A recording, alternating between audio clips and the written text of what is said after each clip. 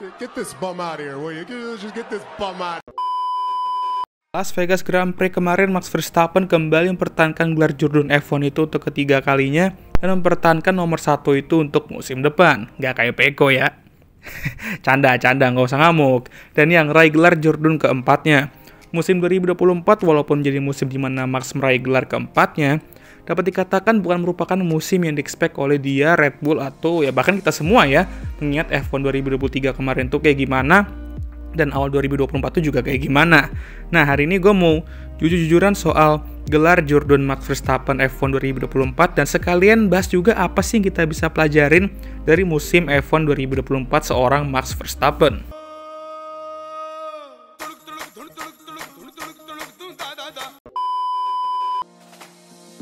Awal musim, gue yakin termasuk kita para fans ya, sudah merasa bahwa F1 2024 akan menjadi kopasan F1 2023. Mengingat Red Bull masih strong di testing, dan ya kalau misalkan itu bener, ya Max Verstappen bakal terus nge-spam Wilhelmus tersebut di podium. Dan gue juga ngerasa banyak orang sudah tidak terlalu peduli sama F1 2024, bahkan di saat musim itu pun belum mulai ya. Karena ya berita Lewis ke Ferrari untuk musim depan itu.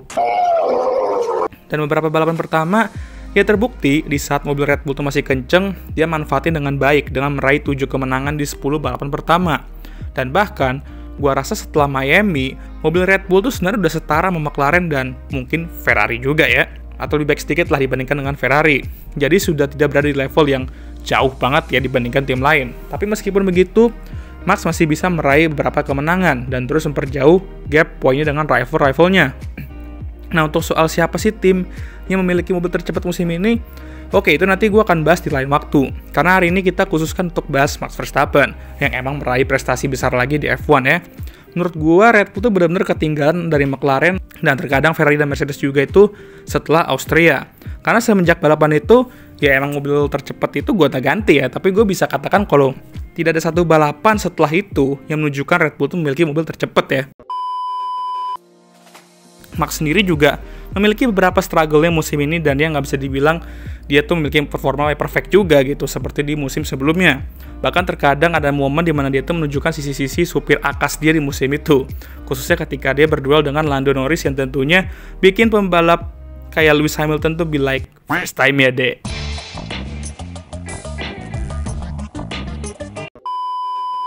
Dan ya ngomong-ngomong soal Lewis, dia juga sedikit mengalami deja vu ya seperti ya di Hungarian Grand Prix kemarin ketika mereka berdua main bom car yang membuat Max tuh menunjukkan aurora floor mobilnya ya. Jadi Max pun juga melakukan berbagai macam kesalahan musim ini. Tapi dia juga di saat yang sama, dia ini lagi-lagi menunjukkan sisi kepintaran itu ya dalam mengekspos gray area regulasi, khususnya soal duel wheel to wheel. Makanya FIA itu kalau udah lihat Max duel wheel to wheel dengan cara khasnya ya kita tahu lah ya.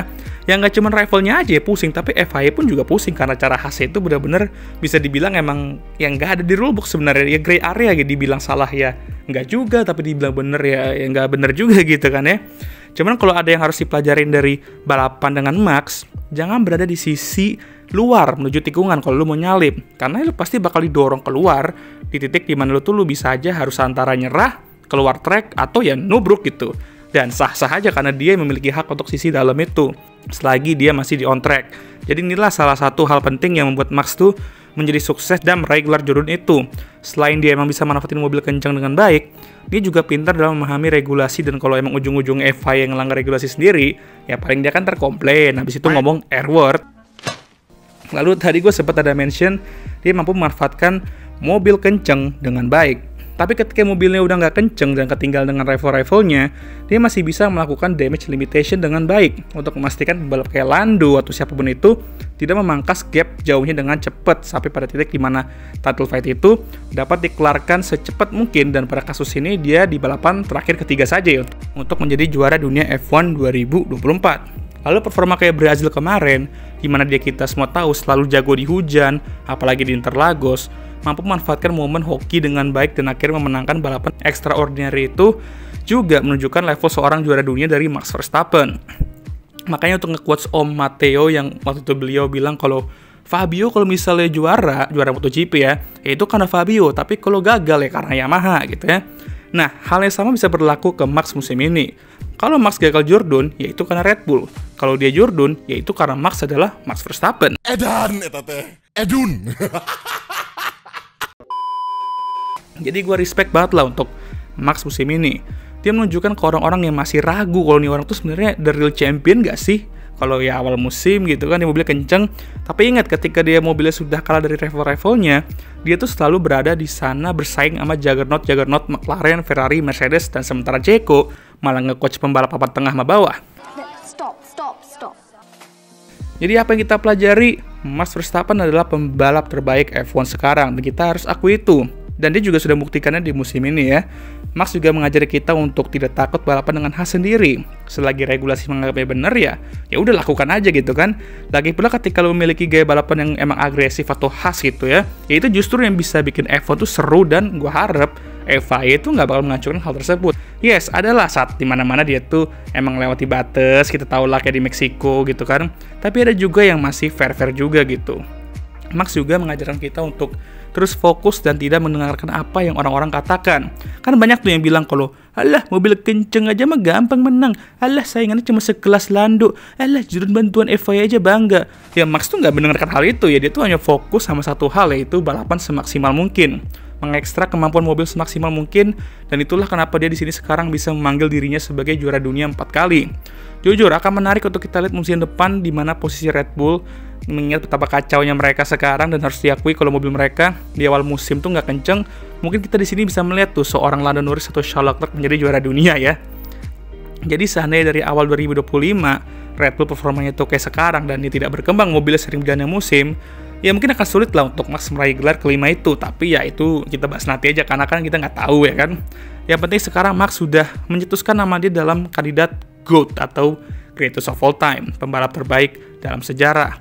Tapi lucu juga ya, dulu Max yang sudah dibicarakan akan menjadi GOAT F1 selanjutnya gitu kan, memiliki potensi untuk tidak bisa memaksimalkan potensialnya karena Red Bull sebelum era 2020-an tuh masih rada ampas bet ya, apalagi reliability-nya. Dan Max bisa aja menjadi pembalap terbaik F1 yang gak jadi juara dunia loh ya. Gila cuy. Betapa waktu cepat berjalan dan di sini dia sudah meraih gelar keempatnya ya. Seperti yang orang-orang katakan, semua tuh perlu waktu. Dan jika emang sudah rezeki ya pasti bakal tercapai. Dan Max juga harus bekerja keras dari dia kecil untuk meraih hal ini. Dari menjuarai berbagai macam ajang karting, naik ke F1 di usia muda, di mana lisensi nyetir aja dia juga belum punya, harus ditinggal di pom bensin nama bap. Jadi Max, lo emang sekeren itu sih, dan gue angkat topi untuk lo musim ini. Congrats untuk Max, dan ya sorry banget di video sebelumnya gue lupa ngomong congrats ya. Asli gue lupa cuy, karena buru-buru bikin video itu, karena baru balik dari nobar dan pengen cepet-cepet upload juga ya kan. Oke lah, congrats sekali lagi, dan sekian video kali ini. Gimana menurut kalian?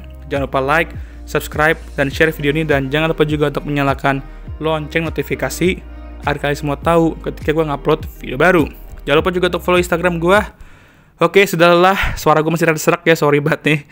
Dan ya, bagi kalian yang sudah menonton, gue mau mengucapkan Thank you very much.